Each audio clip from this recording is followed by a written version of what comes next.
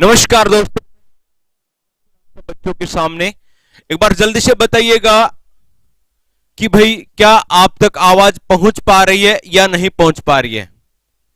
जल्दी से बताइएगा कि क्या आप तक आवाज पहुंच पा रही है। नमस्कार भाई, नमस्कार सब बच्चों को नमस्कार। एक बार मुझे जल्दी से ये बता दीजिएगा कि क्या आप तक आवाज परफेक्ट तरीके से आ पा रही है। फिर उसके बाद हाँ भाई, नमस्कार भी अबाउट माई सिटी, रमना जी, हरीश सरवा जी, बहुत बढ़िया भाई। सभी बच्चों को नमस्कार।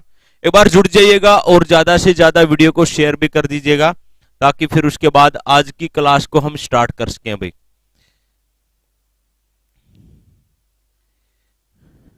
नमस्कार भाई, नमस्कार। गुड इवनिंग भाई, गुड इवनिंग। राम राम भाई, सभी को नमस्कार। तो बिल्कुल आवाज परफेक्ट है ना, आ रही है आप तक। गुड इवनिंग भाई, कोनिका जी, अमित आर्य, विपिन कश्यप जी। हाँ भाई, हाँ भाई, विपिन कश्यप जी, बहुत बढ़िया ही चल रही होगी सभी बच्चों की तैयारी। अभी एग्जाम्स आपका आने वाला है और कुछ दिनों से हमारी भाई क्लासेज नहीं हो पा रही थी, उसके कुछ मतलब मेरे खुद के ही रीजंस थे, लेकिन अब आपके क्लासेज कंटिन्यू रहेंगी, ठीक है। और शाम वाली क्लास भी, मॉर्निंग वाली भी। हाँ भाई, चलो भाई आज की क्लास को हम स्टार्ट करते हैं। अब भाई कहीं नहीं चले गए थे, यहीं थे। अब आपकी क्लास कंटिन्यू रहेगी, चिंता ना कीजिएगा, ठीक है। चलो, आज की जो हमारी क्लास है इसमें हम चरखी दादरी से रिलेटेड और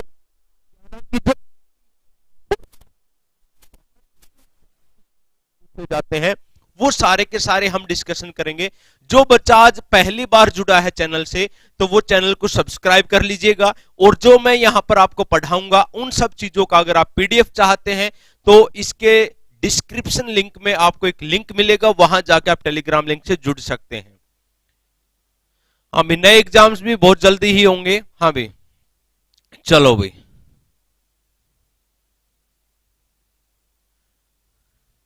चलते हैं हम। देखिएगा आज की जो हमारी क्लास रहेगी उस क्लास में सबसे पहला जो हमारा टॉपिक है वो है जिला चरखी दादरी। जिला चरखी दादरी के बारे में हम फटाफट रिवीजन करेंगे, हरियाणा जीके के बारे में। और पीडीएफ आपको लिंक में मिल ही जाएंगे। और कुछ किए बिना जय जयकार होती नहीं, कोशिश करने वालों की कभी भी हार नहीं होती। ये अपना चैनल है, आप इसको सब्सक्राइब कर लीजिएगा। चलिएगा अभी देखिएगा, बात करते हैं चरखी दादरी की कि चरखी दादरी जो आपका जिला है उसकी घोषणा कब हुई थी। भाई उसकी घोषणा हुई थी 18 सितंबर 2016 को। 18 सितंबर 2016 को इसकी घोषणा हुई थी। अब सब बच्चे ध्यान से पढ़ेंगे, इत्मीनान के साथ पढ़ेंगे। जो फैक्ट आपके सामने आ रहा है बस उस फैक्ट को कमेंट में लिखते हुए चलिएगा। अभी मैं आपके कमेंट नहीं पढ़ पाऊंगा, क्लास के लास्ट में आपसे बातचीत करेंगे। चलिएगा, 18 सितंबर 2016 को इसकी घोषणा हुई। और ये आपकी दादरी एक रैली चल रही थी, मनोहर लाल खट्टर उस रैली में गए हुए थे, तो वहां पर ये घोषणा हुई थी। और गठन कब? 2016 को भाई, 16 नवंबर 2016 को। और केंद्र सरकार के द्वारा भाई स्वीकृत कब किया गया? 4 दिसंबर 2016 को। तो अलग अलग एग्जामिनर क्वेश्चन पूछ सकता है कि भाई चरखी दादरी की घोषणा तो होती है 18 सितंबर 2016 को। हाँ भाई, 18 सितंबर 2016 को भाई। और बात करें कि भाई उसकी घोषणा की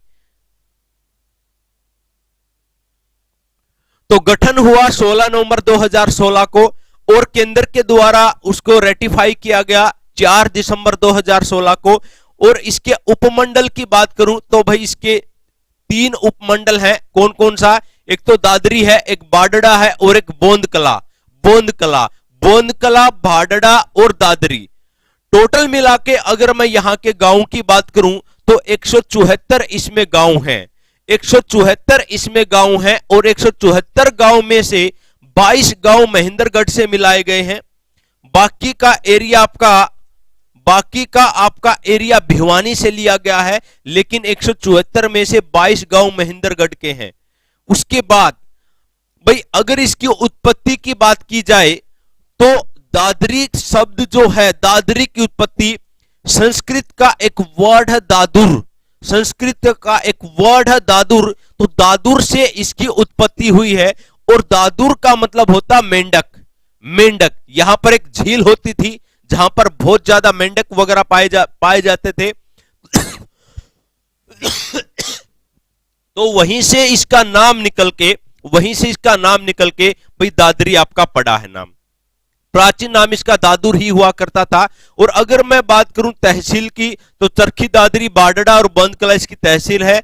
और मंडल, ये इंपॉर्टेंट है कि दादरी किस मंडल में पड़ता है। दादरी आपका रोहतक मंडल में पड़ता है। और रोहतक ऐसा मंडल है जिसके पास सबसे ज्यादा जिले हैं। सबसे ज्यादा जिलों वाला अगर मंडल की बात की जाए, सबसे ज्यादा जिलों वाले मंडल की अगर बात की जाए, तो आपका कौन सा मंडल पड़ेगा? रोहतक पड़ेगा भाई। चलते हैं उसके बाद भाई, ये तो हमारा हो ही गया था भाई। दादरी जिले की घोषणा 18 सितंबर 2016 को दादरी रैली में मुख्यमंत्री मनोहर लाल के द्वारा की गई थी।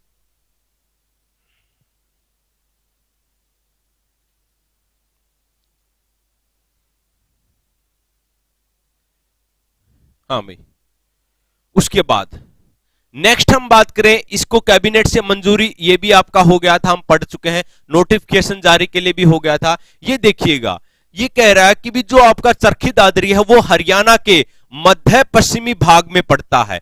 कहां पड़ता है? मध्य पश्चिमी भाग में ये पड़ता है।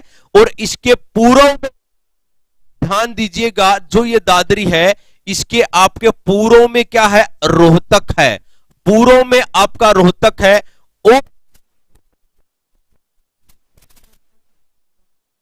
उत्तर में आपका क्या है? भिवानी है। दक्षिण में महेंद्रगढ़ है। दक्षिण में आपका महेंद्रगढ़ पड़ता है। और पश्चिम में आपका राजस्थान राज्य पड़ता है। तो ये भी कई बार एग्जामिनर पूछ लेता कि पूर्व में तो रोहतक और झज्जर हैं, और उत्तर में आपका भिवानी पड़ता है, और दक्षिण में आपका महेंद्रगढ़, और आपका पश्चिम में आपका राजस्थान। पश्चिम में आपका कौन सा? राजस्थान जिला पड़ता है, राजस्थान राज्य पड़ता है। चरखी दादरी कई बार यह भी क्वेश्चन पूछा गया है कि कौन से नंबर का जिला है। तो भाई ये 22वें नंबर का जिला है। और किस जिले से अलग होके ये बनाया गया? भिवानी जिले से अलग करके इसको बनाया गया।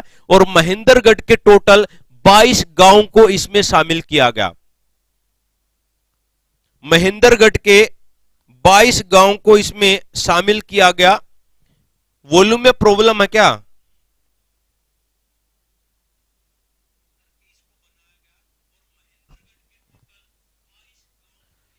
एक बार बताइएगा, वॉल्यूम में कोई प्रॉब्लम है क्या?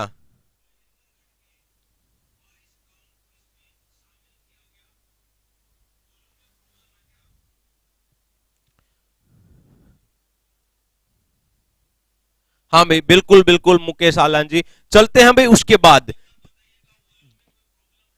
जो हिस्ट्री से रिलेटेड आपके कौन कौन से क्वेश्चंस यहां से बनेंगे। चरखी दादरी की अगर स्थापना की बात की जाए, तो चरखी दादरी की जो स्थापना है वो पृथ्वीराज चौहान का जो पुत्र था, विलराज या बितनराज चौहान भी इसको बोलते हैं, इसके द्वारा ये की गई। विलराज, चलो बीच बीच अब ठीक हो जाएगा, अब नहीं कटेगा भाई, अब ठीक हो जाएगा। तो भाई विलराज और बितनराज के द्वारा ठीक की गई भाई। हाँ भाई, बितनराज और विलराज के द्वारा, पृथ्वीराज चौहान का जो पुत्र था उसके द्वारा चरखी दादरी की स्थापना की गई थी। और चरखी दादरी की अगर स्थापना की बात की जाए तो किस साल में हुई थी?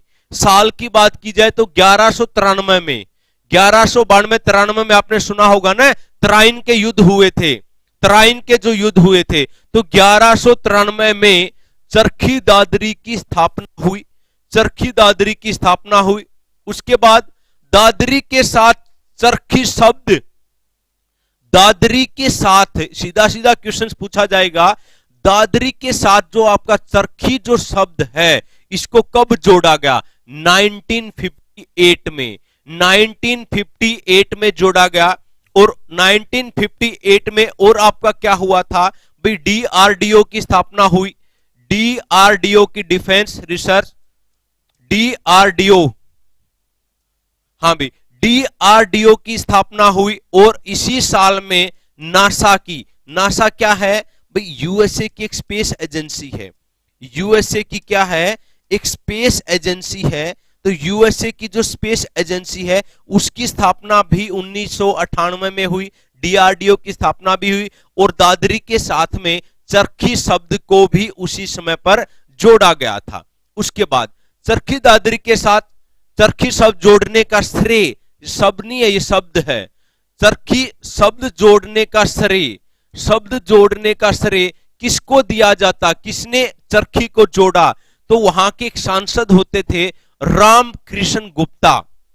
रामकृष्ण गुप्ता के द्वारा, रामकृष्ण गुप्ता के द्वारा चरखी शब्द को ऐड किया गया 1958 में भाई।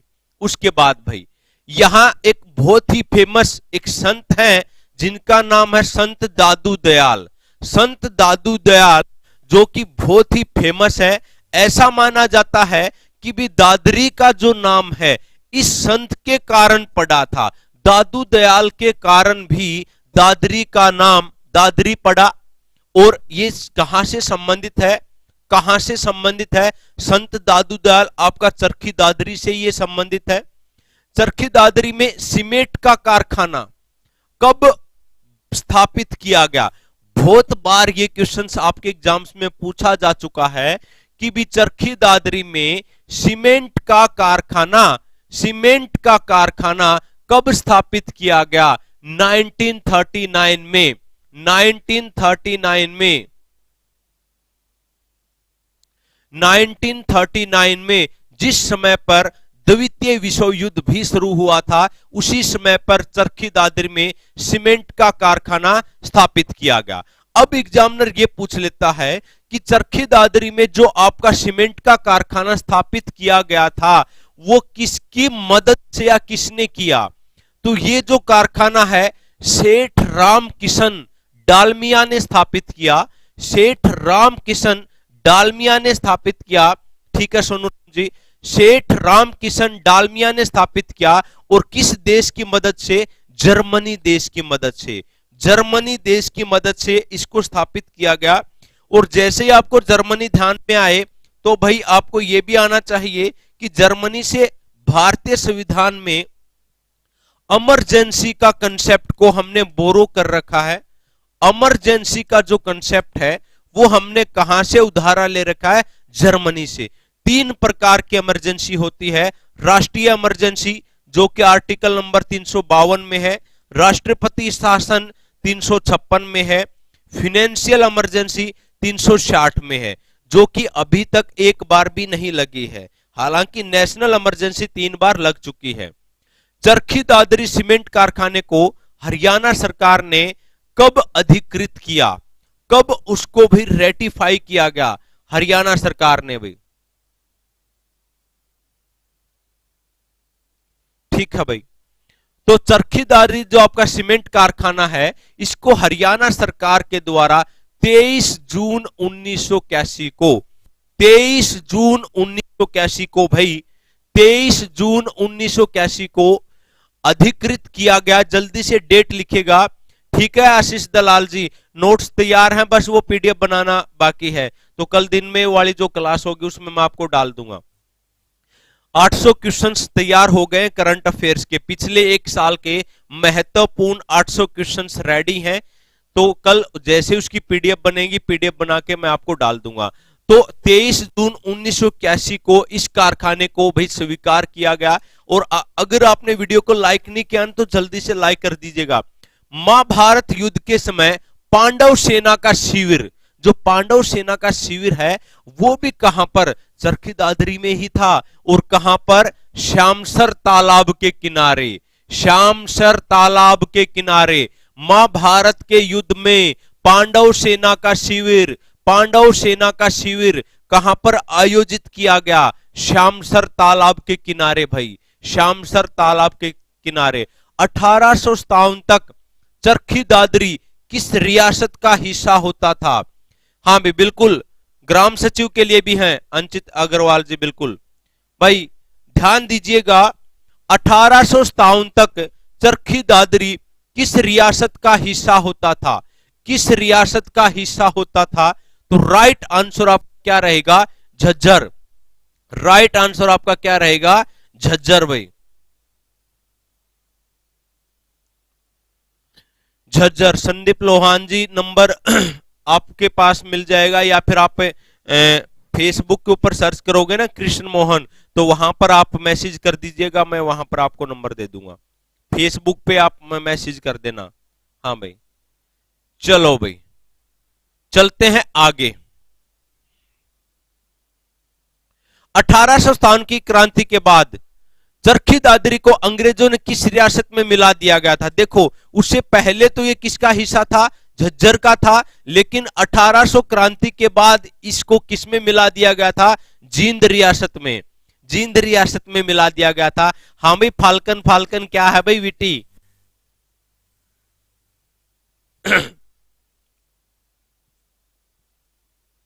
अरे आ तो गए ना भाई रोहित सिंगल जी, इतने दिनों के बाद आ तो गए ना, कोई बात नहीं। सुबह की क्लास आपके 7 बजे होती है। हाँ भाई, देखिएगा 1857 की क्रांति से पहले जो आपका चरखी दादरी था, चरखी दादरी था वो किस में था? वो आपका झज्जर में था, लेकिन बाद में किस में मिला दिया गया? बाद में जींद में मिला दिया गया। किस में मिला दिया गया? जींद रियासत में मिला दिया गया। क्वेश्चन नंबर 12, क्वेश्चन नंबर 12, प्राचीन समय में जींद रियासत का सबसे बड़ा मुख्यालय, प्राचीन समय में जींद रियासत का सबसे बड़ा मुख्यालय कहां था? जींद रियासत का सबसे बड़ा मुख्यालय आपका चरखी दादरी में ही था भाई। बिल्कुल सब ठीक है भाई, ऐसा कुछ नहीं है, बिल्कुल सब बिल्कुल परफेक्ट है। अब क्लास आपकी कंटिन्यू रहेंगी, कोई दिक्कत नहीं है। बीच बीच में काम भी हो जाते हैं ना भाई, और भी तो काम रहते हैं, ठीक है। चलो भाई, जींद रियासत का सबसे बड़ा मुख्यालय आपका चरखी दादरी में पड़ता है। पीर मुबारक शाह की दरगाह, पीर मुबारक शाह की दरगाह, पीर मुबारक शाह की दरगाह कहां पड़ती है? कलियाना गांव में। कहां पड़ती है? कलियाना गांव में ये पड़ती है। और कलियाना गांव आपका कहां पड़ेगा? चरखी दादरी में। तो ध्यान दीजिएगा, पीर मुबारक शाह, पीर मुबारक शाह। हाँ भाई सचिन दलाल जी, हम रोहतक मतलब कि डिस्ट्रिक्ट वाइज हम स्टडी कर रहे हैं, इसलिए इसलिए आपका चरखी दादरी से रिलेटेड है सारे के सारे। पीर मुबारक शाह की दरगाह आपकी कहां स्थित है? कलियाना गांव में। कहां स्थित है? कलियाना गांव में भी। उसके बाद हम बात करते हैं महिला सांसद चंद्रावती, बहुत फेमस ये महिला रही है चरखी दादरी की। तो भाई यहां से एग्जामिनर क्वेश्चन पूछता है, तो चंद्रावती का जन्म कब हुआ था? 1928 में, 1928 में। इसी समय पर नेहरू रिपोर्ट भी पेश हुई थी। और चंद्रावती का जन्म की बात की जाए 1928 में हुआ, लेकिन कहां पर हुआ? डालवास में। कहां पर हुआ? डालवास में। डालवास में। कहां पर हुआ था? डालवास में। चंद्रावती का जन्म कहां हुआ? डालवास में। और चंद्रावती कौन थी? हरियाणा की प्रथम महिला सांसद थी। हरियाणा की प्रथम महिला सांसद, जिसका नाम क्या था? चंद्रावती। चंद्रावती प्रथम महिला सांसद, हरियाणा की प्रथम महिला एमपी, प्रथम महिला एमपी जो कि आपकी चरखी दादरी से बिलोंग करते हैं, डालवास जगह से। 1928 में इनका जन्म हुआ था। उसके बाद चंद्रावती को पांडिचेरी का राज्यपाल कब बनाया गया? जल्दी से बताइएगा। चंद्रावती को पांडिचेरी का राज्यपाल, पांडिचेरी का राज्यपाल जो बनाया गया वो बनाया गया 1990 में, 1990 में भाई, 1990 में, 1990 में पांडिचेरी के राज्यपाल चंद्रावती बने। उसके बाद है चंद्रावती को पांडिचेरी का उपराज्यपाल किस पार्टी के द्वारा बनाया गया? जैसे पार्टी के द्वारा बनाया जाता है ना, हाँ भाई पार्टी के द्वारा बनाया जाता है ना, तो ऐसे ही पार्टी का नाम क्या था? जनता दल। जनता दल के द्वारा पांडिचेरी का उपराज्यपाल इनको बनाया गया, जनता दल के द्वारा। उसके बाद भाई वहां पर मास्टर हुकम सिंह भी आपके चरखी दादरी, हालांकि चरखी दादरी कोई बहुत बड़ा जिला नहीं है, लेकिन फिर भी जो इंपॉर्टेंट क्वेश्चंस बनते हैं वो तो हमने करने ही करने। एक छोटा हा है भाई, हाँ भाई। तो मास्टर हुकम सिंह का जन्म कहां हुआ था?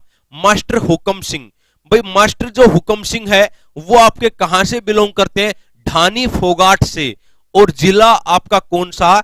चरखी दादरी। मास्टर हुकम सिंह ढानी फोगाट से। मास्टर हुकम सिंह का जन्म कब हुआ था? देखिए चंद्रावती का हुआ था 1928 में, और उससे 3 साल पहले हुक्म सिंह का जन्म हुआ था 1925 में। 1925 में, और 1925 से आपको याद आ जाना चाहिए सरोजनी नायडू। सरोजनी नायडू, सरोजनी नायडू भारतीय प्रथम महिला थी जो भी कांग्रेस पार्टी की अध्यक्ष बनी। कांग्रेस पार्टी की अध्यक्ष बनी भाई, कांग्रेस पार्टी की ये प्रेसिडेंट बनी थी भाई, प्रेसिडेंट। कब? 1925 में। और जब ये प्रेसिडेंट बनी तो और जो सम्मेलन हुआ था वो आपका कानपुर में हुआ था। कहां पर हुआ था? कानपुर में, कानपुर में। और जब कानपुर में क्रांति हुई थी 1857 की, तो वहां पर जो नेता था वो कौन था? नाना साहेब, नाना साहेब। तो इस प्रकार से आपने कोरिलेट कर लेना इधर से उधर। भाई 1925 में सरोजिनी नायडू कांग्रेस पार्टी की प्रथम भारतीय महिला अध्यक्ष बनी और इसका अधिवेशन कानपुर हुआ। कानपुर सम्मेलन में ये अध्यक्ष थी।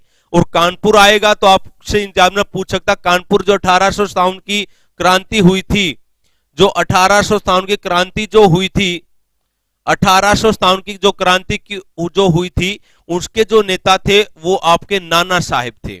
उसके बाद में मास्टर हुक्म सिंह की मृत्यु कब हुई? मास्टर हुक्म सिंह की मृत्यु कब हुई थी? मास्टर हुक्म सिंह की मृत्यु 26 फरवरी 2015 को हुई थी।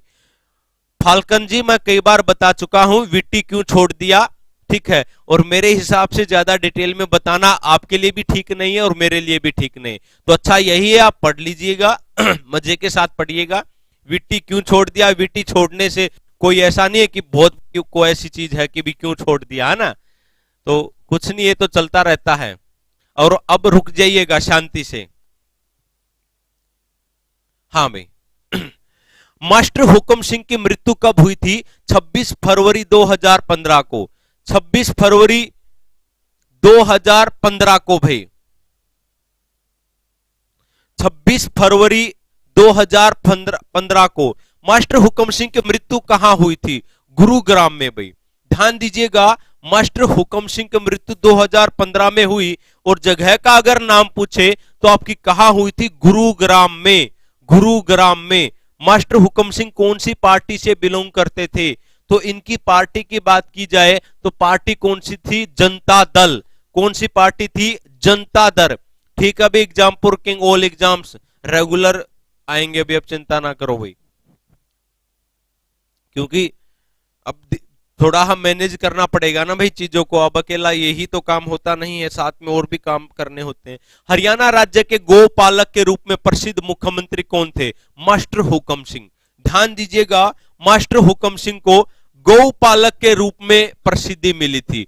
गौओं के लिए इन्होंने बहुत ज्यादा काम किया था, तो इनको गौपालक कहा जाता है। गौपालक कहा जाता है किसको? मास्टर हुक्म सिंह को। मास्टर हुक्म सिंह को। उसके बाद उत्तर प्रदेश की चौथी विधानसभा में आगरा से विधायक कौन थे? वो भी आपके मास्टर हुक्म सिंह ही थे भाई। उत्तर प्रदेश की कौन सी विधानसभा में? चौथी विधानसभा में, फोर्थ विधानसभा में। कहां से विधायक? आगरा से। आगरा से, जहां से छोटू राम ने क्या किया था? एलएलबी किया था भाई। छोटू राम ने क्या किया था? एलएलबी किया था। कहां से? आगरा से। तो वहीं से ये आपके एमएलए बने थे। कौन? मास्टर हुक्म सिंह। मास्टर हुक्म सिंह भाई। गुरनाम आयोग का गठन, गुरनाम एक आयोग बनाया गया, गुरनाम एक आयोग बनाया गया था। तो इस आयोग का जो गठन हुआ वो 1911 में हुआ। गुरनाम आयोग, गुरनाम आयोग का गठन 1911 में हुआ और 1911 में ही भाई बंगाल विभाजन जो आपका 1905 में हुआ था वो रद्द हो गया था। उसके बाद गुरनाम आयोग का गठन किसने किया? गुरनाम आयोग का गठन किसने किया था? मास्टर हुक्म सिंह ने किया था। किसने किया? मास्टर हुक्म सिंह ने गुरनाम आयोग का गठन किया। उसके बाद चलते हैं नेक्स्ट, गुरनाम आयोग का गठन क्यों किया गया था? देखिएगा एक एक क्वेश्चन जो एग्जामिनर पूछ सकता है। इस आयोग का गठन क्यों किया गया था? भाई जाटों को आरक्षण देने के लिए, जाटों को आरक्षण देने के लिए 1911 में भाई आपका इस आयोग गठन किया गया। 1911 में इस आयोग का क्या किया गया, गठन किया गया। चलते हैं आगे, मिसलेनियस क्वेश्चंस जो एग्जामिनर चरखी दादरी से पूछता है। देखिएगा हरियाणा का सबसे बड़ा डिवीजन कौन सा है, हरियाणा का सबसे बड़ा डिवीजन कौन है, चरखी दादरी। चरखी दादरी हरियाणा का सबसे बड़ा डिवीजन है भाई, चरखी दादरी हरियाणा का। ये आयोग था भी गुरुनाम, जो गुरुनाम के अध्यक्षता में बना था।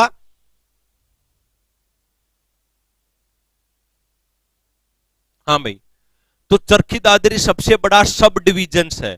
उसके बाद राज्य के किस जिले के गांव के नाम मसालों पर आधारित हैं। देखिएगा भाई, चरखी दादरी के कुछ गांव हैं, चरखी दादरी के कुछ गांव हैं, वो गांव के नाम मसालों के नाम पर आधारित हैं। हाँ भाई, सुरेश मनियार जी अब डेली हुआ करेगी भाई, ठीक है। तो किसी कारणवश मैं मतलब कि क्लास नहीं ले पा रहा था, बाहर था, ठीक है। ऑफलाइन क्लासेस भी लगभग बंद ही थी, तो इस वजह से क्लासेस नहीं ले पाया। ऐसा नहीं था कि घर पे ही था और आपकी क्लास ना लूं, ऐसा बिल्कुल नहीं हो सकता। देखिएगा गांव के नाम पर मसालों का, किस जिले के गांव है जो मसालों पर आधारित है, चरखी दादरी के, जैसे कि भी मिर्च, सौंफ, कासनी, रावलधी, ये सब मसालों के नाम है और गांव के नाम भी हैं। मिर्च, सौंफ, कासनी, सौंफ, ठीक है भाई, परमढुल जी लगा देंगे। हाँ भाई, मिर्च, सौंफ, कासनी, रावलधी, ये सब किसके नाम है, ये सब मसालों के नाम है भाई। उसके बाद क्वेश्चन नंबर 3, पूरे भारत में एकमात्र हिलना पत्थर, पूरे भारत में एकमात्र हिलना पत्थर कहां पाया जाता है, पूरे भारत में एकमात्र हिलना पत्थर। ये क्वेश्चन एग्जाम्स में बहुत बार पूछा गया है, बहुत बार ये एग्जाम्स में रिपीट हो चुका है, तो ध्यान दीजिएगा।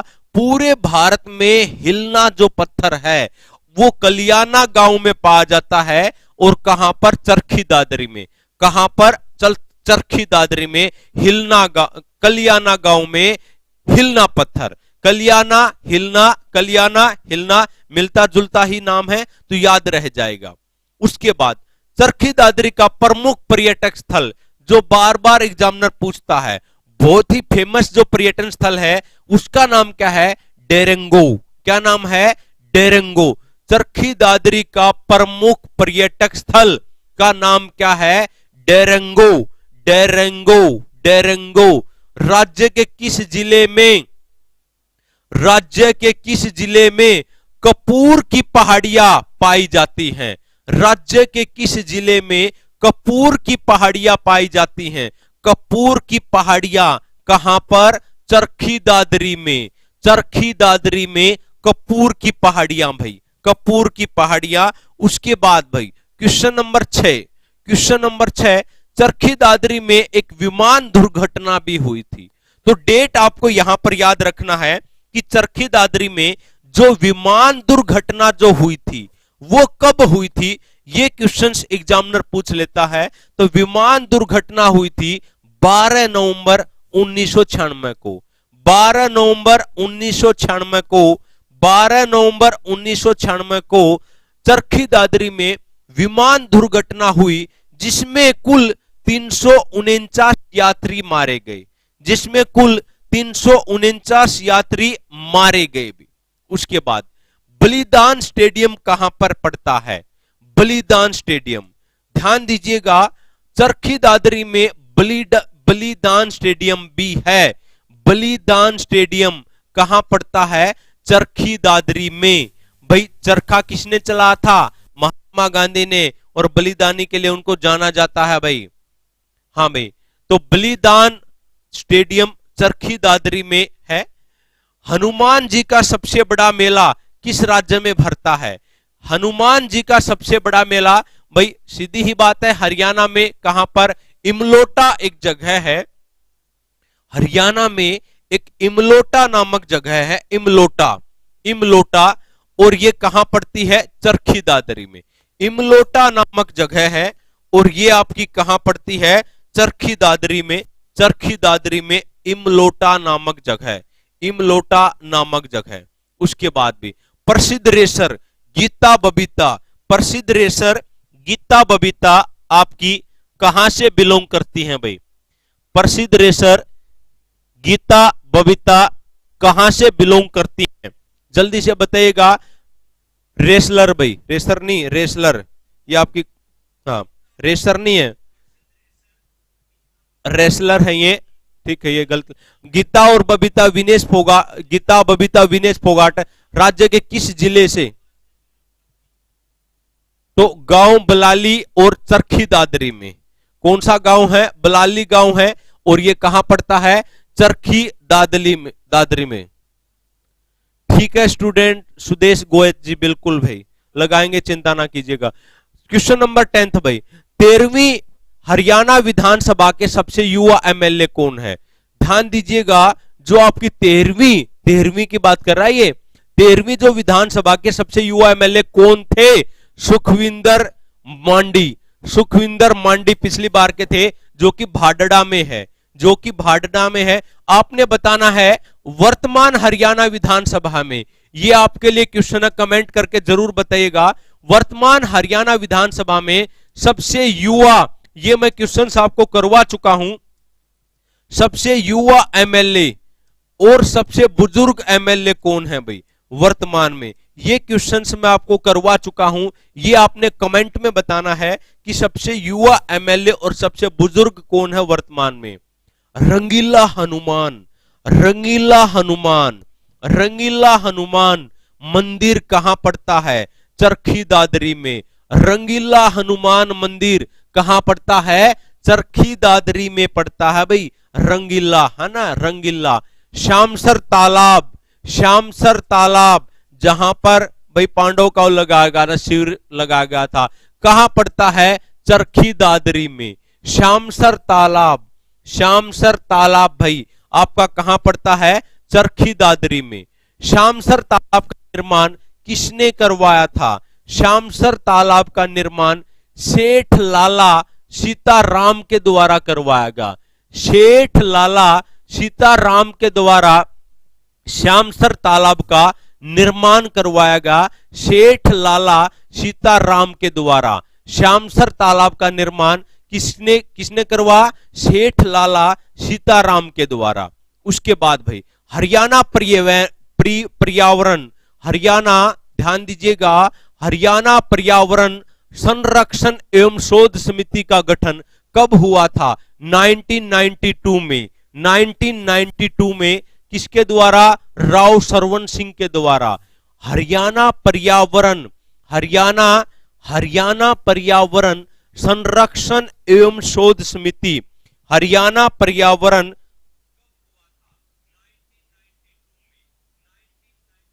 हरियाणा संरक्षण शोध समिति का गठन 1992 में हुआ सरवण सिंह के द्वारा। उसके बाद भी जिला चरखी दादरी में शास्त्रीय रागों पर गांव के नाम कौन कौन से हैं? ध्यान दीजिएगा, जो हमारे शास्त्रीय राग हैं उनके नाम पर चरखी दादरी के कुछ गांव के नाम हैं, कुछ गांव के नाम हैं। वो गांव कौन कौन से हैं? एक तो वृंदावन, वृंदावन, तो असावरी, मालकोस, हिंडोला, नंदगांव इत्यादि ये क्या हैं भाई? शास्त्रीय रागों पर आधारित आपके गांव हैं। हरियाणा में सौर ऊर्जा उत्पादन करने वाला प्रथम गांव कौन सा है? नांधा, नांधा। ध्यान दीजिएगा, हरियाणा में सौर ऊर्जा उत्पादन करने वाला, सौर, बहुत बढ़िया ऑफिसर साहब जी, ऑफिसर आप बनोगे तो बहुत खुशी होगी।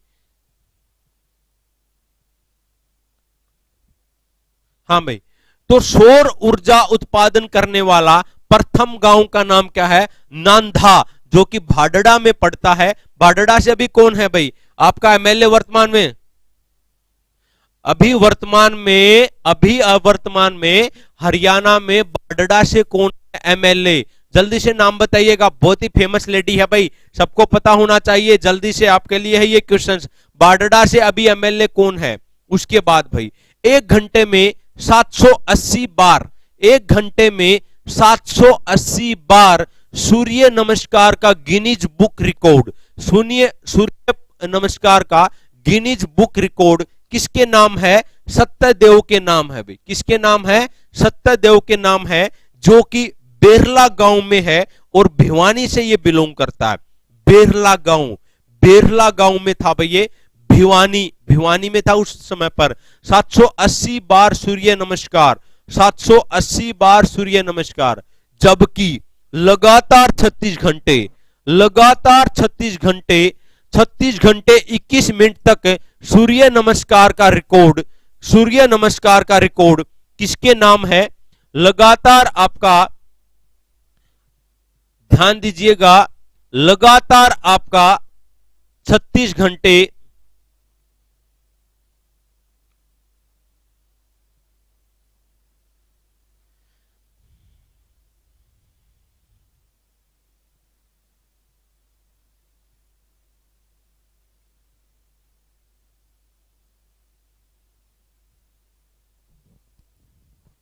हाँ भाई, 36 घंटे 21 मिनट तक लगातार सूर्य नमस्कार का रिकॉर्ड किसके नाम है? संदीप आर्य, संदीप आर्य। और ये कहां से बिलोंग करते हैं? ये आपके हिसार से बिलोंग करते हैं भाई। संदीप आर्य आपके कहां से बिलोंग करते हैं? हिसार से ये आपका बिलोंग करते हैं। चलो भाई, जो आपका दादरी वाला जो पार्ट था वो आपका कंप्लीट हुआ, और इतना ही एग्जामिनर दादरी से पूछता है। सारा का सारा पोर्शन हमने दादरी वाला कवर कर लिया है। अब हम डिस्कशन करेंगे हरियाणा की मिट्टी के बारे में। हरियाणा की मिट्टी और पर्वतों से रिलेटेड कुछ आपके क्वेश्चंस बनते हैं, वो हम आज डिस्कशन करेंगे हरियाणा की मिट्टी के बारे में। हालांकि पिछली बार हमने शुरू किया था लेकिन बीच में वो रह गया था, तो आज की क्लास में हम हरियाणा की मिट्टी से रिलेटेड जितने भी आपके क्वेश्चंस बनते हैं, जितने भी आपके क्वेश्चंस बनते हैं, तो वो सारे के सारे क्वेश्चंस हम डिस्कशन करेंगे भाई। वो सारे के सारे क्वेश्चंस हम आपके डिस्कशन करेंगे। एक बार जल्दी से बताइएगा आपको क्लास कैसी लग रही है? क्लास ठीक ठाक चल रही है? जल्दी से बता दीजिएगा आपको क्लास कैसी लग रही है। जो बच्चा आज पहली बार जुड़ा है हमारे से, तो वो चैनल को सब्सक्राइब जरूर कर दे भाई, चैनल को सब्सक्राइब जरूर कर दे, जो पहली बार जो बच्चा जुड़ा हुआ है। चलो भाई, मिट्टी के बारे में। Good evening Nishu ji, good evening. ध्यान दीजिएगा, सबसे पहले हम बात करते हैं पहाड़ी मिट्टी की। पहाड़ी और चट्टानी मिट्टी हरियाणा में कहां पर पहाड़ी और चट्टानी मिट्टी आपकी पाई जाती है? ध्यान दो, जो भी आपका ये ऊपर वाला एरिया है, अंबाला और यमुनानगर, अंबाला और आपका यमुनानगर, ध्यान दीजिएगा ये वाला जो एरिया है आपका अंबाला और यमुनानगर से, ये वाला जितना भी ये आपका हरियाणा का जो एरिया पड़ता है, ये आपका किस प्रकार की मिट्टी है? ये आपकी पहाड़ी और या फिर आपकी बोल सकते हैं आप चट्टानी मिट्टी है भाई। कैसी मिट्टी है? चट्टानी मिट्टी है। कहां कहां पर? अंबाला में, यमुनानगर में और पंचकुला में। अंबाला में, यमुनानगर में और आपका पंचकुला में। उसके बाद हम बात करते हैं दोमट मिट्टी की, कि भी हैवी दोमट मिट्टी कौन सी है? तो हैवी दोमट मिट्टी की अगर मैं बात करूं, तो सबसे जो हैवी दोमट मिट्टी है वो आपकी कहां शुरू हो जाती है? जहां से आपकी नदी बहती है, नदी के किनारे वाला जितना भी आपका हिस्सा है वो सारा हैवी दोमट मिट्टी में आ जाता है। मैं आपको बता देता हूं, यहां से ये शुरू हो जाती है यमुनानगर, आपका करनाल, फिर आपका पानीपत, फिर आपका सोनीपत, सोनीपत के बाद कुछ हिस्सा आपका फरीदाबाद और थोड़ा हा हिस्सा पलवल का भी, थोड़ा हा हिस्सा पलवल का भी। तो ये जितने राज्य जिले हैं, यमुनानगर, करनाल, पानीपत, सोनीपत, फरीदाबाद, यहां की मिट्टी कैसी है? दोमट मिट्टी है भाई यहां की मिट्टी। और कौन सा भाग इन राज्यों का जो पूर्वी, इन जिलों का जो पूर्वी है, इनका जो पूर्वी हिस्सा है वो सारा दोमट मिट्टी से है, वो सारा का सारा आपका दोमट मिट्टी से लगता हुआ एरिया है। ठीक है, उसके बाद ध्यान दीजिएगा, इस दोमट मिट्टी से ये वाला जो हिस्सा है, इस दोमट मिट्टी से इधर वाला जो हिस्सा पड़ता है, ये सारा का सारा हिस्सा, ध्यान दो भाई, ये सारा का सारा आपका जो हिस्सा पड़ता है दोमट मिट्टी से इधर वाला, यहां पर तो बहुत ज्यादा पानी होता है क्योंकि यमुना नहर आपकी बहती है, यहां पर यमुना नदी आपकी बहती है, लेकिन इधर वाला जो है ये शुष्क मिट्टी है। कौन सी मिट्टी है? शुष्क मिट्टी, ड्राई मिट्टी है भाई, शुष्क मिट्टी भाई। जो ये वाला हिस्सा है ना, इन जिलों का उधर वाले में दोमट मिट्टी है, और दोमट मिट्टी से तुरंत इधर वाला जो हिस्सा है वो आपका शुष्क मिट्टी होती है, वो आपका कौन सा है? शुष्क मिट्टी है। फिर शुष्क मिट्टी के बाद जितना भी ये वाला एरिया है, ये वाला ध्यान दीजिएगा, ये वाला सिरसा, फतेहाबाद, जींद, हिसार, रोहतक, झज्जर, महेंद्रगढ़, रेवा, सारा जो हिस्सा है ये बलुई दोमट मिट्टी का हिस्सा है। ये हिस्सा कैसा है? बलुई, बलुआ रेत है भाई यहां पर, बलुई दोमट मिट्टी, बलुई दोमट मिट्टी। तो ध्यान दीजिएगा, आप स्क्रीनशॉट ले सकते हैं इसका। तो बलुई दोमट मिट्टी का हिस्सा कौन सा है? देखो सबसे पहले तो ऊपर तो हमारा कौन सा आ जाता है? पहाड़ी मिट्टी। इधर वाला एरिया हमारा दोमट मिट्टी का आ जाता है। उसके बाद हमारा शुष्क आ जाता है, शुष्क मिट्टी। उसके बाद हमारा दोमट मिट्टी है लेकिन बलुई। देखो ये वाली जो दोमट मिट्टी है ये हैवी दोमट मिट्टी है, भारी दोमट मिट्टी है, लेकिन ये बालू रेता है। यहाँ पर बालू रेता मतलब मिन्नी, मिन्नी आप बोल सकते हो, मिन्नी जो भी, निन्नी मिन्नी जो भी आप बोलते हो, तो वो आप लेना। उसके बाद भाई रेगिस्तानी। अब ध्यान दीजिएगा, जितना भी ये वाला भाग है, जितना भी भाई आपका ये वाला भाग आपका, देखो ये वाला, ये सारा का सारा आपका भाग, ये सारा का सारा आपका भाग आपका कौन सा पड़ता है? ये रेगिस्तानी एरिया पड़ता है। कौन सा है? रेगिस्तानी एरिया, रेगिस्तानी एरिया। तो मेरे हिसाब से आपको चीजें समझ में आ गया होगा। सबसे ऊपर आपका पहाड़ी इलाका है, सबसे ऊपर आपका पहाड़ी इलाका है। उसके उधर वाला बाहरी दोमट मिट्टी है, हैवी दोमट मिट्टी है। उसके बाद आपका शुष्क एरिया आ जाता है, शुष्क के बाद आपका फिर दोमट आता है लेकिन बलुई आ जाता है। और उसके बाद आपका रेगिस्तान, उसके बाद आपका रेगिस्तान। एक बार बताओ, क्लियर हो गया है? क्लियर हो गया ना सारी की सारी चीजें? मेरे हिसाब से बेहद आसानी से क्लियर हो गया होगा। सबसे ऊपर एक बार बता दीजिएगा भाई।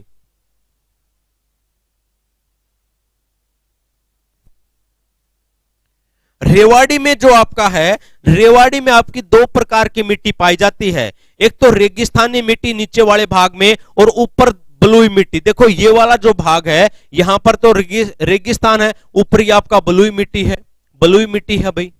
हाँ भाई क्लियर है ना?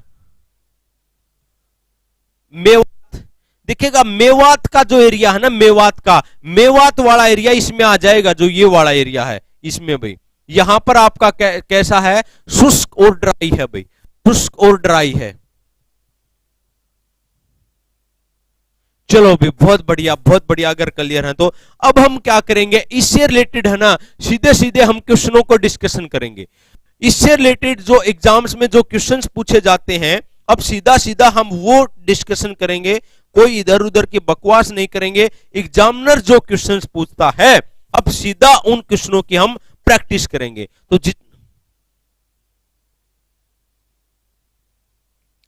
भाई पटवारी का एग्जाम कोई मतलब कि क्लियर डेट नहीं है, और ये तो मेरे हिसाब से कोई भी नहीं बता सकता कि पटवारी का एग्जाम्स कब होगा।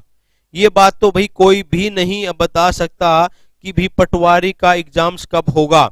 चलिएगा अब जल्दी से, अब ये हरियाणा की मिट्टी के बारे में हम डिस्कशन कर रहे हैं। हरियाणा की मिट्टी के बारे में 8 बजे क्लास शुरू होगी। अब अगर आप जुड़ोगे तो आपको यही लगेगा ये क्या है। हरियाणा में सर्वाधिक भाग पर किस प्रकार की मिट्टी पाई जाती है? देखिएगा, सर्वाधिक भाग पर कैसी मिट्टी पाई जाती है? अभी तो हमने डिस्कशन किया था सबसे ज्यादा भाग पर, देखो ये वाली मिट्टी है ना, सबसे ज्यादा भाग पर ये वाली मिट्टी, ये वाली मिट्टी, ये सबसे बड़ा भाग है। और ये कौन सा भाग मैंने बताया था? बलुई दोमट मिट्टी का, बलुई दोमट मिट्टी का, बलुई दोमट मिट्टी। तो सीधी ही बात है, यहां पर आपका आंसर भी क्या आएगा? बलुई दोमट मिट्टी, जिसको हम कछारी मृदा बोलते हैं। कछारी मृदा क्या बोलते हैं? कछारी मृदा। लाल मृदा किस राज्य में कहां पाई जाती है? ध्यान दीजिएगा, लाल मृदा, हाँ भाई लाल मृदा कहां पाई जाती है? एक बार यहां पर फोकस कीजिएगा भाई, आपके मैं कमेंट नहीं पढ़ पा रहा हूं। हाँ भाई, हाँ भाई, लाल मृदा हरियाणा राज्य में कहां पाई जाती है? सिरसा और महेंद्रगढ़ में। सिरसा और महेंद्रगढ़ जो उधर वाला भाग है वहां पर लाल मिट्टी पाई जाती है। बलुई दोमट मृदा को राज्य में किस नाम से जाना जाता है? ध्यान दीजिएगा, बलुई दोमट मृदा को राज्य में रोसली के नाम से जाना जाता है। रोसली के नाम से जाना जाता है। सुरेश मनियार जी, थैंक यू भाई। ध्यान दीजिएगा भाई, जो आपका बलुई दोमट मृदा है उसको किस नाम से जाना जाता है? रोसली के नाम से। जल्दी से लिखेगा, बलुई दोमट मृदा ब्रैकेट में रोसली। रोसली। राज्य के किस जिले में लाल चेस्टनट मिट्टी पाई जाती है? Most repeated questions. हरियाणा के एग्जाम्स में सबसे ज्यादा बार रिपीट होने वाला क्वेश्चन है ये। राज्य के किस जिले में लाल चेस्टनट मिट्टी पाई जाती है? तो राइट आंसर क्या रहेगा? यमुनानगर। यमुना। किस जिले में या किस मृदा को उदासीन प्रतिक्रिया वाली मृदा कहते हैं? जो आपकी लाल चेस्टनट मिट्टी है इसी को हम क्या बोलते हैं?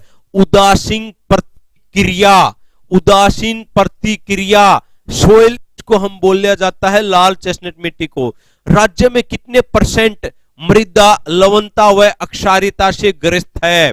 देखिएगा, बहुत महत्वपूर्ण फैक्ट्स आपके सामने है। कितने % मृदा लवणता और अक्षारियता से ग्रस्त हैं भाई?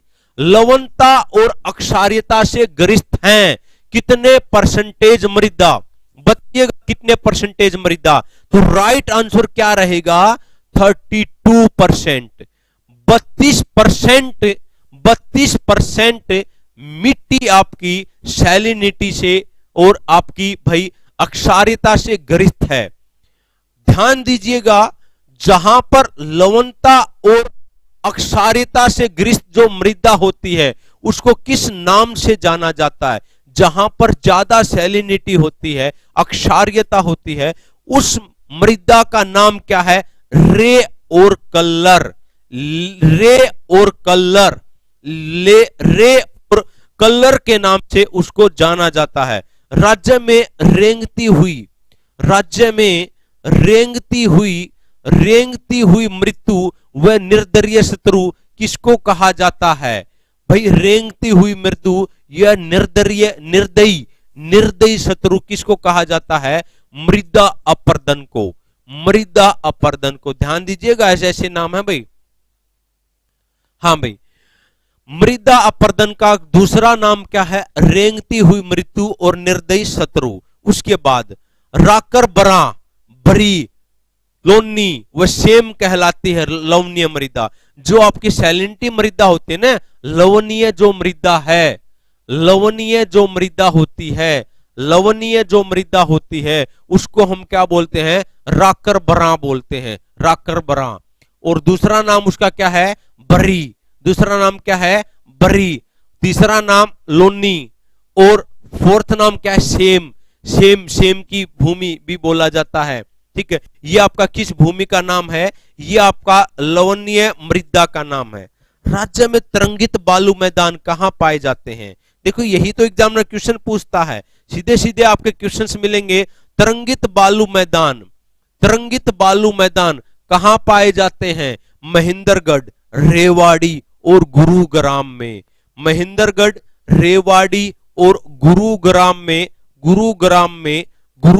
में आपके तरंगित बालू मैदान पाए जाते हैं। महेंद्रगढ़, रेवाड़ी, गुरुग्राम में कैसे मैदान पाए जाते हैं? तरंगित मैदान। राज्य में बाढ़ से बनने वाली नवीन मिट्टी क्या कहलाती है? जो बाढ़ से जो नवीन मिट्टी बनती है ना भाई, बाढ़ से जो हमारी नवीन, फ्लड से जो नवीन मिट्टी बनते हैं उसको हम खादर बोलते हैं। और बाढ़ से जो पुरानी मिट्टी है उसको हम क्या बोलेंगे? बांगर बोलेंगे। जिन बच्चों ने अभी तक वीडियो को भाई लाइक नहीं किया वो जल्दी से लाइक भी कर दो भाई। और शेयर तो आज आप लोगों ने बिल्कुल ही नहीं किया है, बिल्कुल ही शेयर नहीं किया है। राज्य में बाढ़ से बनने वाली नवीन मिट्टी क्या है? खादर। पुरानी मिट्टी क्या होती है? बांगर। राज्य के उच्च पर्वतीय क्षेत्रों में पाई जाने वाली मृदा कहलाती है मृदा। राज्य के जो उच्च पर्वतीय क्षेत्र हैं वहां पर जो मृदा पाई जाती है उसको हम क्या बोलते हैं? बांगर सिल्ट युक्त मृदा बोलते हैं भाई। बांगर सिल्ट युक्त मृदा। बांगर सिल्ट युक्त मृदा उच्च पर्वतीय क्षेत्रों में पाई जाने वाली मृदा है भी बांगर सिल्ट उच्च क्षेत्रों में। उसके बाद भी जहां पर हमारे यहां पर बाढ़ जब आती है, जो हमारा बाढ़ का जो मैदान है, बाढ़ का जो हमारा मैदान है उसको क्या बोला जाता है? बाढ़ के मैदान को, बाढ़ के मैदान को नेली व बेट के नाम से जाना जाता है। ध्यान दीजिएगा, बाढ़ का जो हमारा मैदान है उसको नेली या बेट के नाम से जाना जाता है, नेली या बेट के नाम से। बहुत इंपॉर्टेंट क्वेश्चन है। राज्य की सर्वाधिक उपजाऊ मृदा गिरिपादीय मृदा, गिरिपादीय मृदा आपकी कौन सी है भाई? गिरिपादीय मृदा आपकी कौन सी है? गिरिपादीय मृदा आपकी वो है जो भाई जैसे ही पहाड़ों से हम नीचे की तरफ उतरते हैं तो सबसे पहले जो मृदा होती है गिरिपादीय मृदा ही होती है भाई। गिरिपादीय जो आपकी मृदा है, पहाड़ों से नीचे वाले भाग में जो आपकी मृदा है उसका स्थानीय नाम क्या है? घर और कंघी, घर और कंघी, ये गिरिपादीय मृदा का नाम है और सबसे उपजाऊ मृदा भी है भाई। ये सबसे उपजाऊ मृदा भी है क्योंकि नदी अपना जो अवसाद है सबसे पहले यहीं पर जमा करवाते हैं, सबसे ज्यादा उपजाऊ भाग यही होता है। और गिरिपदीय जो मृदा है उसकी जो चौड़ाई जो पट्टी है वो कितनी चौड़ी है? 25 किलोमीटर चौड़ी पट्टी है। देखिएगा कैसे कैसे क्वेश्चंस है। तो 25 किलोमीटर चौड़ी ये पट्टी है और राज्य के किन किन जिलों में ये पाई जाती है? तो किन किन जिलों में 25 किलोमीटर वाली जो पट्टी है? यमुनानगर में, अंबाला में और पंचकुला में। तो आप सीधा सीधा आप ये बोल सकते हैं कि जो आपका ऊपर वाला जो हिस्सा है अंबाला, आपका यमुनानगर, पंचकुला, वहां पर गिरिपादीय मिट्टी पाई जाती है जो कि सबसे उपजाऊ मिट्टी भी है। दूसरी बात, वहां पर 25 किलोमीटर की एक पट्टी बन रखी है, 25 किलोमीटर की एक पट्टी बन रखी है। नेक्स्ट देखते हैं, डॉक्टर जसवीर सिंह ने मृदा को कितने भागों में बांटा है? डॉक्टर जसवीर सिंह ने सीधा क्वेश्चन पूछ रखा है। जसवीर सिंह के अनुसार हरियाणा राज्य की मिट्टी 6 प्रकार की है। हरियाणा राज्य की मिट्टी कितने प्रकार की है? 6 प्रकार की है भाई। उसके बाद लाल राज्य में जो लाल चेस्टनट मिट्टी पाई जाती है, कहां पर? यमुनानगर में। यमुनानगर में जो लाल चेस्टनट जो मिट्टी पाई जाती है और वो उदासीन प्रतिक्रिया वाली मिट्टी होती है, तो उसमें किन तत्वों की कमी होती है? किन तत्वों की उसमें कमी होती है बताइएगा ध्यान से। तो उसमें जो आपकी कमी होती है वो नाइट्रोजन की, वो आपकी फास्फोरस की, इन तत्वों की कमी होती है। नाइट्रोजन और फास्फोरस, नाइट्रोजन और फास्फोरस की कमी के कारण जो लाल चेस्टनट मिट्टी है वो यमुनानगर में जो मिलती है वो उदासीन एक्टिविटीज करते, उदासीन प्रतिक्रिया वाली है। गिरिपादीय मृदा को कालका और नारायणगढ़ में, ध्यान दीजिएगा, ये तो आपको पता लग गया ना गिरिपादीय मृदा कहां कहां है? पंचकुला में, बार बार रिवाज कीजिएगा, अंबाला में, यमुनानगर में, यमुनानगर में। तो यहां पर जो आपका कालका और नारायणगढ़ वाला जो इलाका है वहां पर इस मिट्टी को किस नाम से जाना जाता है? के नाम से जाना जाता है। लेकिन जगाधरी में इसी मिट्टी को कंघी के नाम से जाना जाता है। जगाधरी में इस मिट्टी को कंघी के नाम से जाना जाता है, इस मिट्टी को कंघी के नाम से जाना जाता है। तो ध्यान दो भाई, जो आपका घर कहां पर कहा जाता है? कालका और नारायणगढ़ में, जबकि कंघी कहां कहा जाता है? जगाधरी में। कंघी कहां कहा जाता है? जगाधरी में कहा जाता है। राज्य के जो थानेसर और फतेहाबाद के, राज्य के जो थानेसर और फतेहाबाद के घग्गर अक्षेत्र में किस प्रकार की मृदा पाई जाती है? तो भाई वहां पर जो आपकी पाई जाती है सोलर कठोर चिक्का मृदा, सोलर कठोर चिक्का मृदा थानेसर तथा फतेहाबाद के घग्गर अक्षेत्र में। ध्यान से सुनिएगा भाई क्वेश्चन को, थानेसर और फतेहाबाद के घग्गर अक्षेत्र में किस प्रकार की मिट्टी पाई जाती है? सोलर कठोर चिक्का मृदा। राज्य में मिट्टी की उर्वरता को बनाए रखने के लिए किस खेती को बढ़ावा दिया गया? बहुत इंपॉर्टेंट क्वेश्चंस आपके सामने है कि भी खेती को बढ़ावा देने के लिए, खेती को बढ़ावा देने के लिए किस प्रकार की मिट्टी को बढ़ावा दिया गया, तो किस प्रकार की फसल को बढ़ावा दिया गया। तो राइट जो आपका आंसर रहेगा वो क्या रहेगा, राइट जो आपका आंसर रहेगा वो रहेगा ढेंचा मूंग।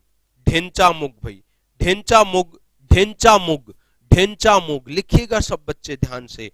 ढेंचा मूंग के द्वारा उर्वरता को बढ़ाने के लिए, मूंग की जो खेती होती है ना उसके द्वारा, ठीक है। अच्छा, हरियाणा राज्य में जल अपर्दन से कितना अक्षेत्र प्रभावित है, ये डाटा बहुत इंपॉर्टेंट है भाई। जल अपर्दन से कितना अक्षेत्र प्रभावित है, तो जल अपर्दन से 2.76 लाख हेक्टेयर, 2.76 लाख हेक्टेयर। जल्दी से लिखिएगा, इस पॉइंट को भूलना नहीं है, इस पॉइंट को भूलना नहीं है। जल्दी से लिखिएगा कमेंट में कि भी जल अपर्दन, कहां पर जल के कारण अपर्दन होता है, मिट्टी का कटाव होता है पानी के बहाव के कारण, तो वो टोटल एरिया कितना है 2.76, 2.76 भाई। उसके बाद राज्य का कितना अक्षेत्र वायु अपर्दन से प्रभावित है, ध्यान दीजिएगा, राज्य का कितना अक्षेत्र वायु अपर्दन से प्रभावित है, वायु अपर्दन से प्रभावित। तो राइट जो आंसर रहेगा क्या रहेगा, 15 लाख हेक्टेयर अक्षेत्र, 15 लाख हेक्टेयर अक्षेत्र वायु अपर्दन से प्रभावित है। आपने सुना होगा हरियाणा में डाकर मिट्टी, अब ये मिट्टी कैसी है, डाकर मिट्टी है भाई। तो जो डाकर मिट्टी है वो किसको कहा जाता है, डाकर मिट्टी किसको कहा जाता है भाई, डाकर मिट्टी कहा जाता है भारी मृदा को। हैवी जो आपकी मृदा होती है उसको हम क्या बोलते हैं, डाकर मृदा। किस काल में राज्य की भूगर्भिक संरचना में, भूगर्भिक संरचना में महत्वपूर्ण परिवर्तन हुए थे भाई। जो आपका हरियाणा में जो स्ट्रक्चर जो चेंज हुआ, भूमि का जो स्ट्रक्चर चेंज हुआ, तो वो किस काल में चेंज हुआ था, किस काल में चेंज हुआ था, तो मेसोजोइक काल में। किस काल में, मेसोजोइक काल में भूगर्भिक संरचना में बहुत ही महत्वपूर्ण चेंजेस आए थे। उसके बाद नेक्स्ट फटाफट अभी हम रिवीजन कर रहे हैं सीधा पॉइंट टू पॉइंट।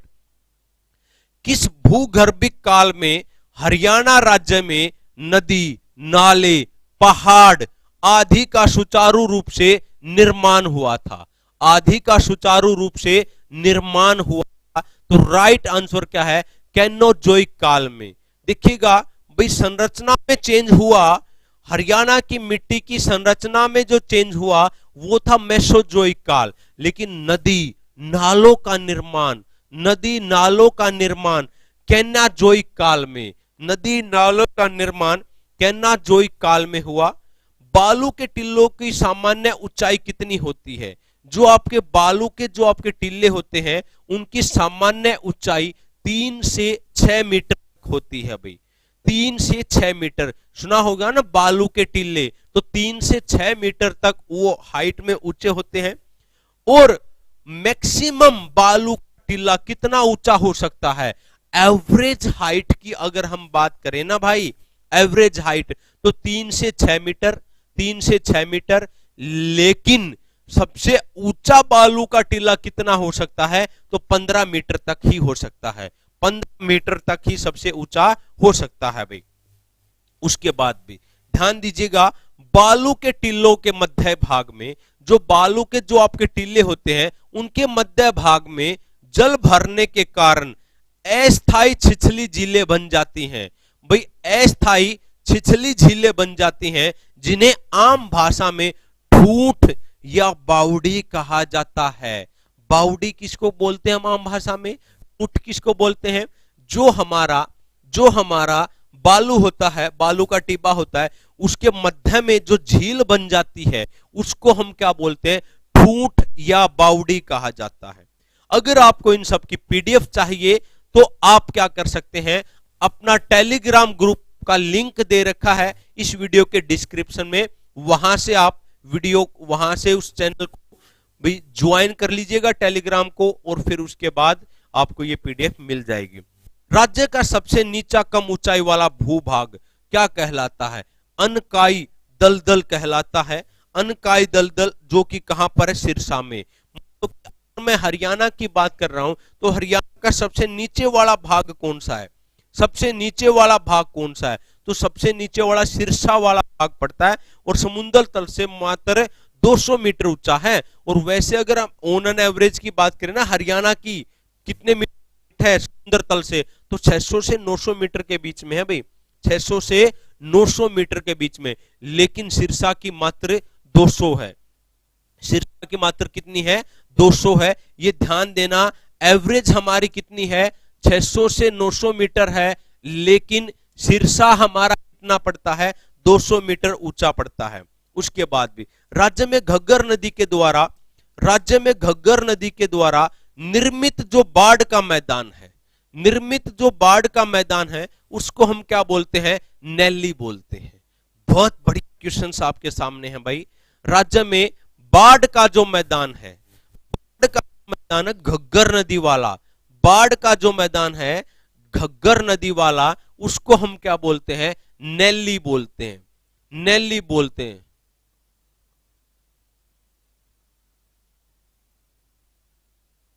हाँ भाई, नैली बोलते हैं। राज्य का सबसे ऊंचा स्थान, राज्य का देखो सबसे नीचा तो आपका सिरसा में पड़ गया, सबसे ऊंचा जो स्थान है वो आपका कर्रो की चोटी है, जिसकी हाइट 1514 मीटर है।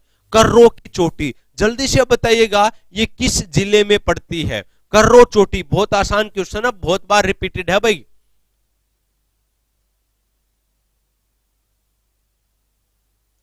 हाँ भाई, तो कर्रो की जो चोटी है 1514 मीटर है, ये किस जिले में पड़ती है? मोरनी हिल्स में। मोरनी हिल्स कहां पड़ती है? जल्दी से बताइएगा। राज्य में अरावली पर्वतमाला का सबसे ऊंचा स्थान कौन सा है? ध्यान दीजिएगा, देखिएगा कैसे कैसे क्वेश्चंस है। अगर बात की जाए अरावली पर्वतमाला का, अरावली पर्वतमाला का सबसे ऊंचा स्थान कौन सा है? सबसे ऊंचा स्थान कौन सा है? तो राइट आंसर क्या पड़ेगा? कुलताजपुर। कुलताजपुर 652 मीटर ऊंचा है और कहां पर यह पड़ता है? नारनौल में। कहां यह पड़ता है? नारनौल में। बहुत बढ़िया, बहुत बढ़िया भाई। हाँ भाई, पंचकुला, पंचकुला, बहुत अच्छा। 652 मीटर है नारनौल में अरावली पर्वतमाला का कुलताजपुर। हरियाणा का परसेंट भाग समतल व तरंगित मैदान है। ये कह रहा कि हरियाणा का कितने परसेंटेज भाग मैदानी भाग है। तो अगर मैदानी भाग की बात की जाए तो भाई हरियाणा में लगभग 93.76% जो हिस्सा है आपका, वो लगभग आपका तरंगित है और समतल है। 93%, लगभग आप 94% ही मान के आप चल सकते हैं। कितने परसेंट भाग पर शिवालिक पर्वतमाला है? कितने परसेंट भाग पर शिवालिक पर्वतमाला है? तो राइट आंसर क्या रहेगा? 1.67% पर।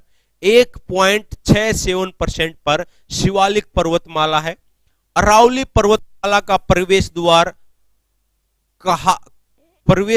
कहा जाता है? अरावली किसको कहा जाता है अभी? अरावली पर्वतमाला का प्रवेश द्वार, अरावली पर्वतमाला का प्रवेश द्वार किसको कहा जाता है? गुरुग्राम को। गुरुग्राम को कहा जाता है भाई अरावली पर्वतमाला का प्रवेश द्वार। अरावली पर्वतमाला का प्रवेश द्वार किसको कहा जाता है? गुरुग्राम को कहा जाता है। अरावली पर्वतमाला का सर्वाधिक विस्तार व क्षेत्रफल राज्य के किस जिले में है? अरावली पर्वतमाला का सर्वाधिक विस्तार व क्षेत्रफल किस जिले में है भाई? गुरुग्राम जिले में। अरावली जो पर्वतमाला है सबसे ज्यादा, सुरक्षा दलाल जी राम राम भाई, हाँ भाई बिल्कुल मोनू भाई, ये अलग अलग हैं। जो टॉपिक जहां से बेस्ट होता है ना तो वहीं से मैं उस टॉपिक को उठा लेता हूं। तो अरावली पर्वतमाला का सर्वाधिक विस्तार और क्षेत्रफल राज्य में किस जिले में है? गुरुग्राम में है। शिवालिक पर्वत श्रेणियां राज्य के किन किन जिलों में है? शिवालिक, देखो अरावली तो आपका गुरुग्राम में सबसे ज्यादा, लेकिन शिवालिक आपकी कहां पड़ती है? पंचकुला में, अंबाला में और यमुनानगर में। पंचकुला में, अंबाला में और यमुनानगर में। पंचकुला, अंबाला और यमुनानगर। राज्य में भारी मृदा होती है, राज्य में भारी मृदा हैवी दोमट मिट्टी क्या कहलाती है? खादर कहलाते हैं। और हल्की मृदा कौन सी कहलाती है? रोसली। बलुई दोमट मिट्टी आपने शुरुआत में ही पढ़ा था ना, बलुई दोमट मिट्टी क्या कहलाती है? रोसली। हैवी दोमट मिट्टी क्या कहलाती है? खादर। डाक मृदा का राज्य में डाकर मृदा का प्रमुख क्षेत्र भाई, डाक मृदा का प्रमुख क्षेत्र कौन सा है? थानेसर, फतेहाबाद व जगाधरी। जगाधरी।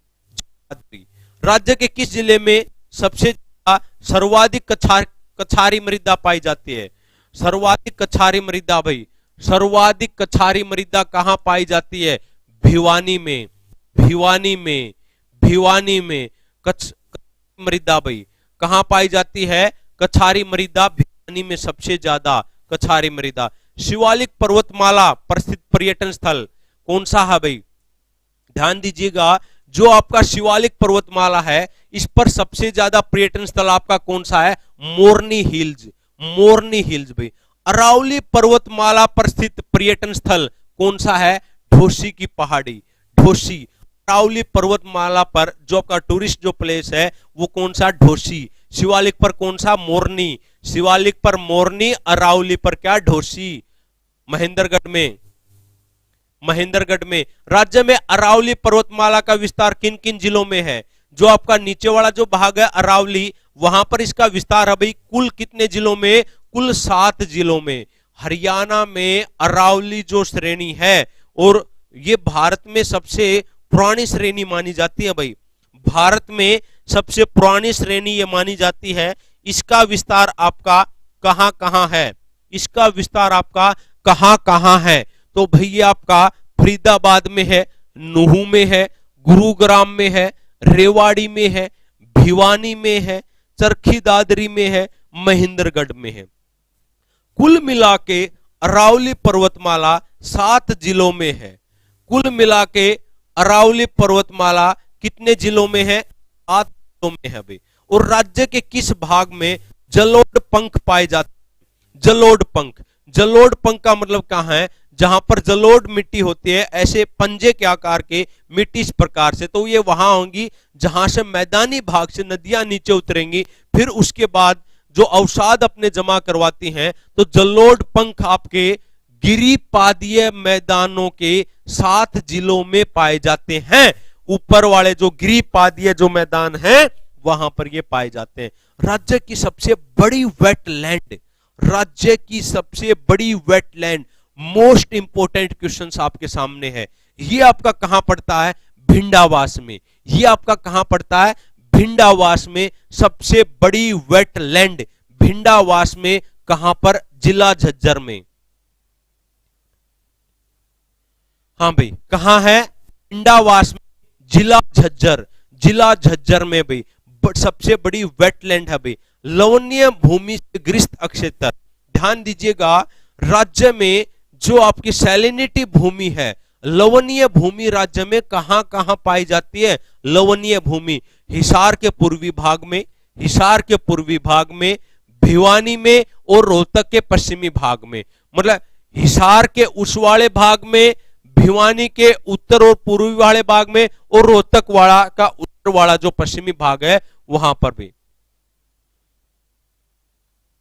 हाँ भाई, चलते हैं आगे। राज्य में कपूरी की पहाड़ियां कहां पर हैं? कपूर की पहाड़ियां, जल्दी से बताओ बेटा। राज्य में कपूर की पहाड़ियां, राज्य में कपूर की पहाड़ियां आपकी कहां पड़ती हैं? कपूर की पहाड़ियां दादरी में। कहां पड़ेंगी? कपूर की पहाड़ियां आपकी दादरी में पड़ती हैं। किस जिले में? राज्य के किस जिले में? घग्गर यमुना से निर्मित, घग्गर यमुना से निर्मित, ध्यान दीजिएगा, राज्य के किस जिले में घग्गर यमुना से निर्मित एलुवियल मिट्टी पाई जाती है? एलुवियल मिट्टी भाई किस जिले में घग्गर यमुना से निर्मित एलुवियल मिट्टी पाई जाती है? तो जींद जिले में। कहां पर? जींद जिले में घग्गर और यमुना से मिलके एक मिट्टी बनती है जिसको हम एलुवियल मिट्टी बोलते हैं, जिसको हम क्या बोलते हैं? एलुवियल मिट्टी बोलते हैं। और ये किस एरिया में? जींद जिले में। राज्य में महाभारत की जो युद्ध भूमि है उसको किस नाम से जाना जाता है? 48 कोष के नाम से भाई। युद्ध भूमि कितने कोष की है भाई? 48 कोष। महाभारत की युद्ध भूमि का क्षेत्र कितना है? 48 कोष। 48 कोष भाई। कितना है? 48 कोष है भाई। कितना पड़ता है आपका? 48 कोष पड़ता है भाई।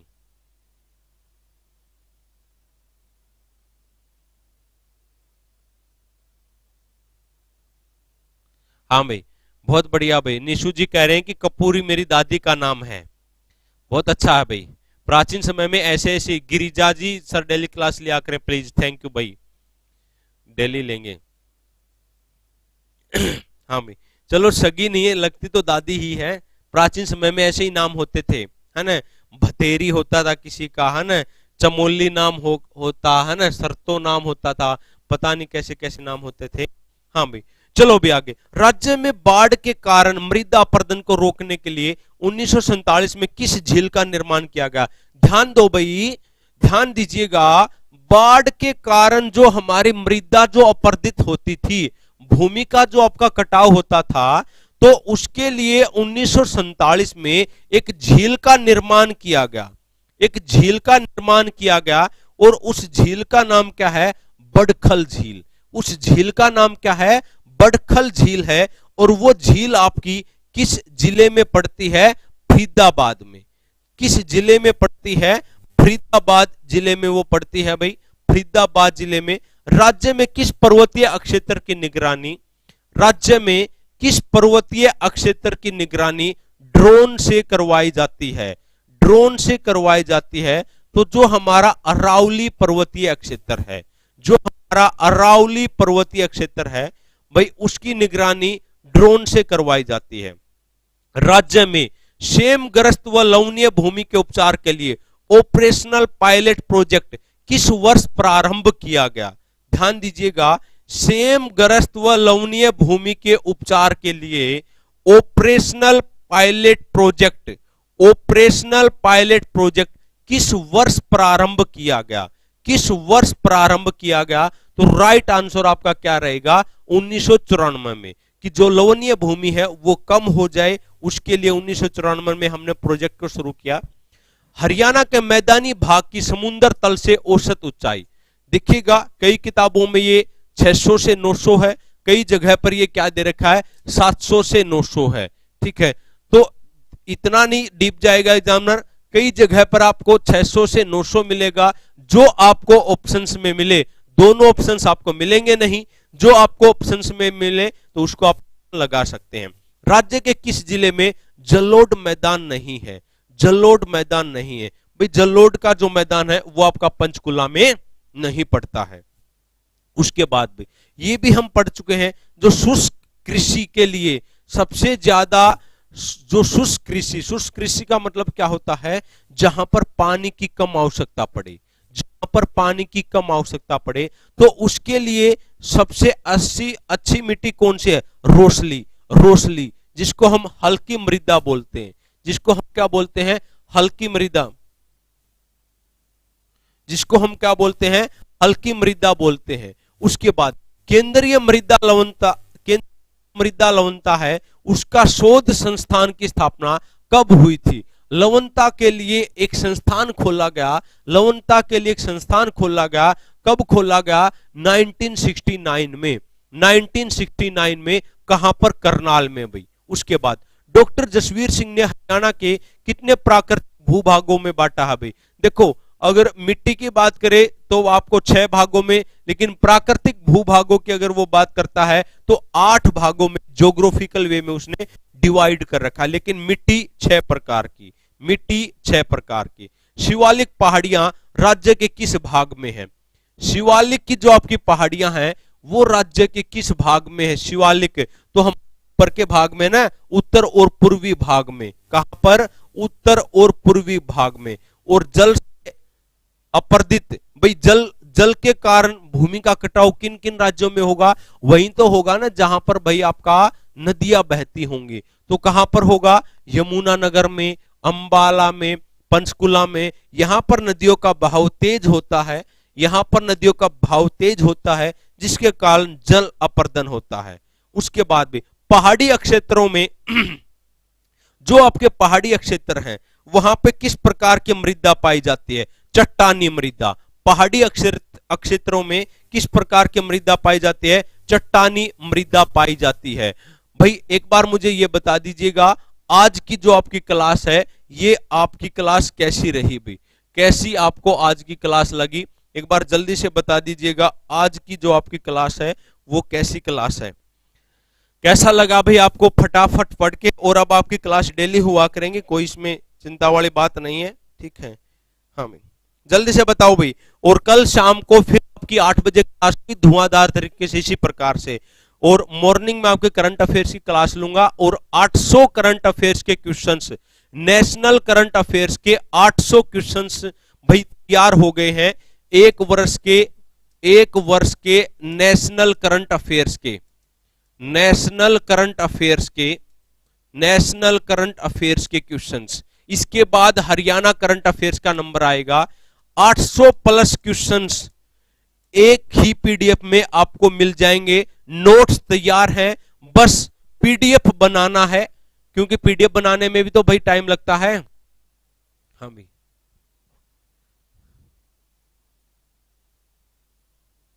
और अगर आपको क्लास अच्छी लगे ना भाई, तो आज देखो कई दिनों के बाद आए हैं, तो एक बार दोबारा से ना इसको भाई बहुत बढ़िया भाई, बहुत बढ़िया। नंबर आप लिख लीजिएगा भाई, 90-342 16,000। और व्हाट्सएप ही करना भाई, कॉल मत करना, क्योंकि बच्चे पता नहीं कब कब कॉल करने लग जाते हैं ना। तो 90-342 16,000 ये नंबर है। आप इस पे भाई मतलब कि मैसेज या जो भी आपका डाउट है, जैसे मुझे टाइम मिलेगा मैं आपको बता दूंगा।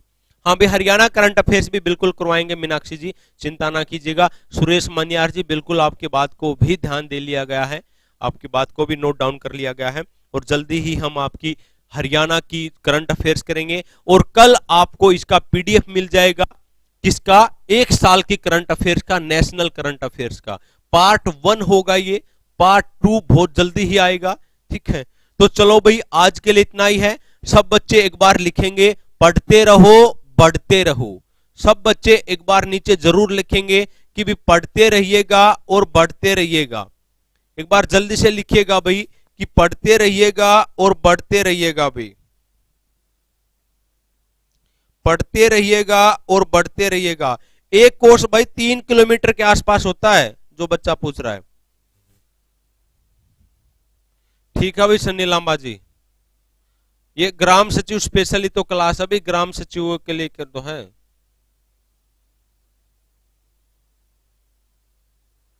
डिस्ट्रिक्ट वाइज तो करवा रहे हैं रोहित सिंगल जी, आप करते जाइएगा, चिंता ना कीजिएगा, जो आपको करवा रहा हूं बस आप करते जाओ। अरे भाई एक कोर्स बता तो दिया भाई प्रीति नैन जी, एक कोर्स आपका 3 किलोमीटर के आसपास पड़ता है। किसान एकता जिंदाबाद, बिल्कुल भी किसानों को सपोर्ट कीजिएगा, जो आसपास के इलाके में पढ़ते हैं वो जरूर उनके लिए खाने पीने का जितना आप मदद कर सकते हैं उतना मदद जरूर कीजिएगा भाई, उतना मदद जरूर कीजिएगा। चलिएगा, पढ़ते रहो बढ़ते रहो, बाय बाय, गुड नाइट।